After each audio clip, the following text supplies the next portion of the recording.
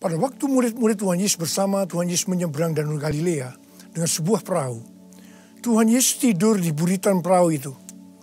Keadaan yang tadinya tenang tiba-tiba berubah. Angin taufan datang menerpa, ombak besar datang, dan air masuk ke dalam perahu. Murid-murid sangat ketakutan dan membangunkan Tuhan Yesus sambil berkata, "Tolong guru, apakah engkau tidak peduli kalau kami binasa?" Tuhan Yesus bangun dan dia menghardik angin itu dan berkata kepada danau itu, "Diam, tenanglah." Apa yang terjadi? Angin itu reda dan danau menjadi teduh sekali. Tuhan Yesus berkata kepada murid-muridnya, "Mengapa kamu begitu takut? Mengapa kamu tidak percaya?" Mereka menjadi sangat takut dan berkata seorang kepada lainnya, "Siapakah gerangan orang ini? Sehingga angin dan danau pun taat kepadanya." Bukankah keadaan pada waktu itu mirip dengan keadaan hari-hari ini? Tadinya keadaan tenang-tenang saja, tetapi ketika memasuki tahun 2020, tiba-tiba kita dikejutkan oleh badai yang datang menerpa. Dalam tempo sekitar 4 bulan, COVID-19 dengan cepat menyebar dari Wuhan, China, dan saat ini hampir ke seluruh bagian dunia ini. Krisis ekonomi mulai melanda dunia, termasuk Indonesia. Paparan COVID-19 di Jakarta dan sekitarnya melebihi tempat-tempat lainnya di Indonesia. Banyak orang-orang yang kita kasihi meninggal dunia. Orang-orang mulai panik, ketakutan, sangat khawatir melihat kejadian ini. Kita mulai berteriak-teriak kepada Tuhan Yesus meminta pertolongan. Tetapi sepertinya Tuhan Yesus tidak menjawab. Tetapi seperti yang terjadi pada waktu itu. Pada waktunya Tuhan Yesus akan menghardik kepada COVID-19, kepada krisis ekonomi. "Diam, tenanglah." Setelah itu kita akan terheran-heran melihat bahwa semua kejadian mencekam ini akan berhenti, akan berlalu. Saya percaya setelah kejadian ini akan banyak orang bertanya, siapakah gerangan Tuhan Yesus sehingga COVID-19 dan krisis ekonomi menurut perintahnya? Siapakah sebenarnya Tuhan Yesus itu? Dia adalah Allah yang menjelma menjadi manusia. Segala sesuatu dia yang punya. Segala sesuatu harus menurut perintahnya, termasuk COVID-19, termasuk krisis ekonomi. Jadi melalui semua peristiwa ini, akan banyak orang yang tahu bahwa Tuhan Yesus adalah Allah yang menjelma menjadi manusia dan akan menyelamatkan umat manusia. Akan banyak orang yang berseru kepada nama Tuhan Yesus dan mereka yang berseru akan diselamatkan. Pesan kunci untuk terjadinya semua ini, bahwa kita harus berteriak terus-menerus dengan tidak henti-hentinya, meminta pertolongan Tuhan Yesus sampai Tuhan Yesus mendengarkan teriakan kita ini.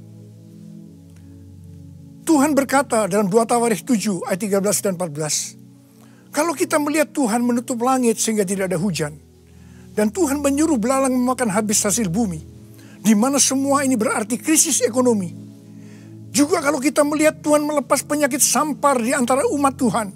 Ini berbicara tentang COVID-19.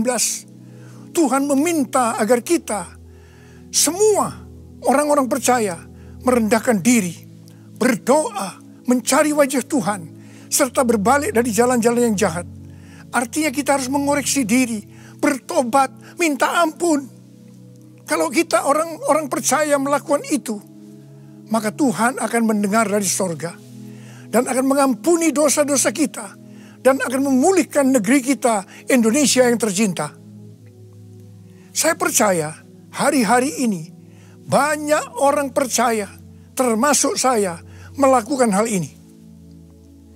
Saya banyak berdoa di menara doa lantai 12 di SICC. Akhir-akhir ini Tuhan ingatkan kepada saya kejadian waktu tempat ini untuk pertama kalinya dipakai sebagai menara doa. Salah seorang pendoa mendapatkan penglihatan. Ada sebuah telinga yang besar. Dan Tuhan berikan ayatnya dari 2 Tawarikh 7 ayat 15 dan 16. Yang berkata, sekarang mataku terbuka dan telingaku menaruh perhatian kepada doa dari tempat ini. sekarang telah kupilih dan kukuduskan rumah ini, supaya namaku tinggal di situ untuk selama-lamanya. Maka mataku dan hatiku akan ada di situ sepanjang masa. Setiap kali saya berdoa, saya selalu mengingatkan Tuhan tentang hal ini. Bahwa Tuhan menaruh perhatian kepada doa dari tempat ini. Di situ saya terus-menerus dengan tidak henti-hentinya berdoa untuk keadaan yang terjadi saat ini. Saya meminta belas kasihan Tuhan supaya semua ini berlalu. Saya juga diperkenankan oleh Tuhan melihat hal-hal yang tidak saya mengerti. Dalam pergumulan itu, saya berkata kepada Tuhan, Tuhan, saya tidak mengerti akan semua ini, tetapi saya menerima segala keputusan Tuhan. Dalam keadaan galau seperti ini, tiba-tiba saya mendapatkan kiriman lagu, Bagi Dialah Kemuliaan, yang dinyanyikan oleh saya sendiri. Ketika saya menyimak lirik lagu itu, saya menangis. Lirik lagu itu diambil dari Roma 11 ayat 33 sampai dengan 36. Oh, alangkah dalamnya kekayaan, hikmat, pengetahuan Allah. Sungguh tak terselidiki keputusannya dan jalan-jalannya. Siapakah yang mengetahui pikiran Tuhan? Siapakah yang pernah menjadi penasehatnya? Sebab segala sesuatu dari Dia, oleh Dia, kepada Dia. Bagi Dialah kemuliaan sampai selama-lamanya.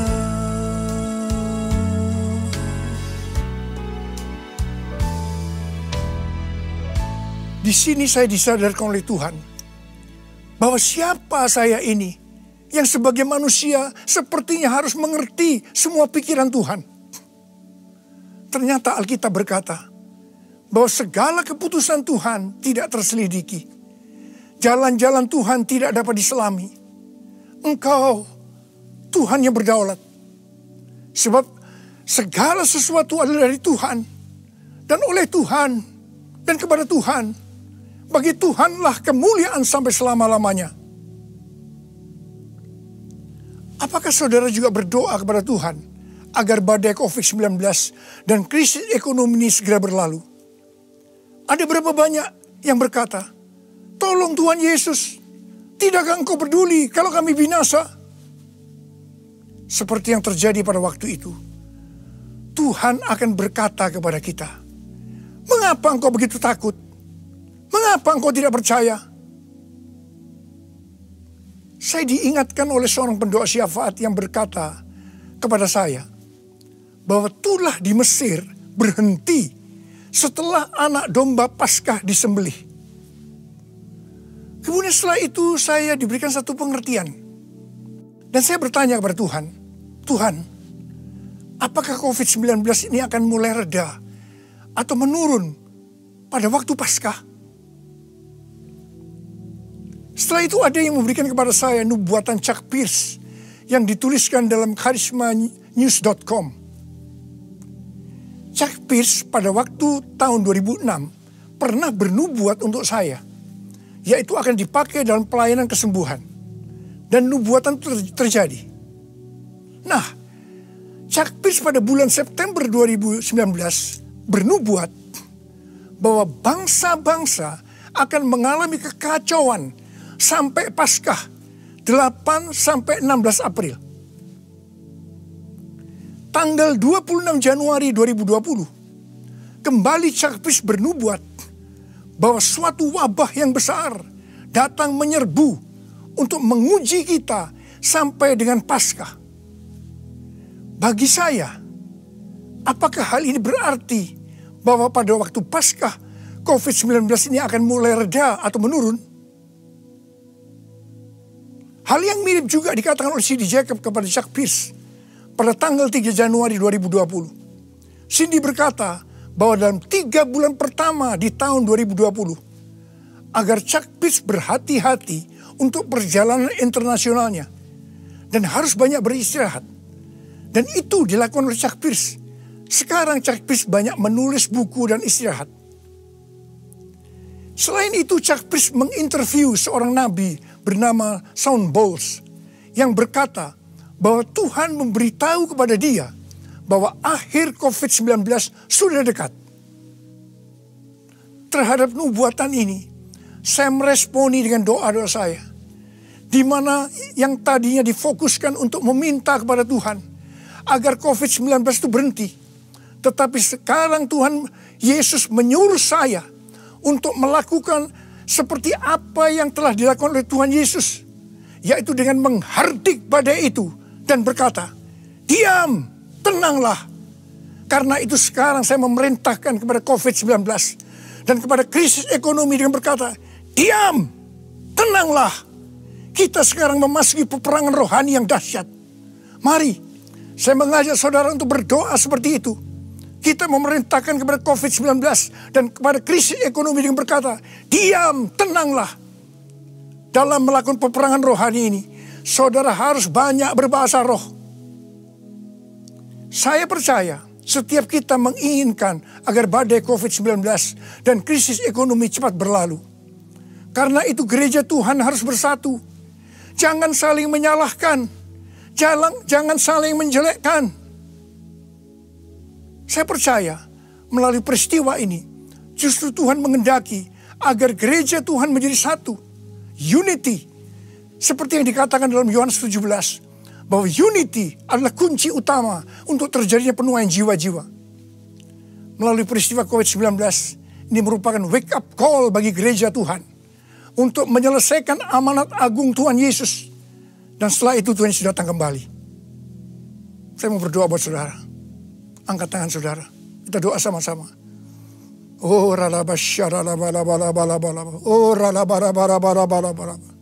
Tuhan, Kau melihat keadaan anak-anak-Mu saat ini, Tuhan. Mereka membutuhkan pertolongan Tuhan.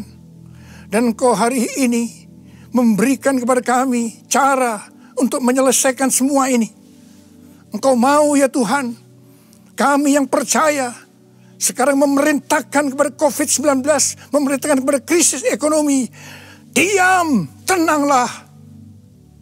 Dan saya percaya Tuhan, apa yang dikatakan oleh kami, itu akan terjadi. Bapak, terima kasih buat semuanya. Engkau berikan otoritas kepada kami semua.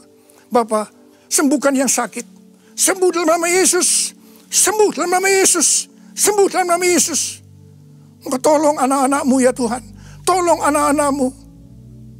Dalam nama Yesus. Amin.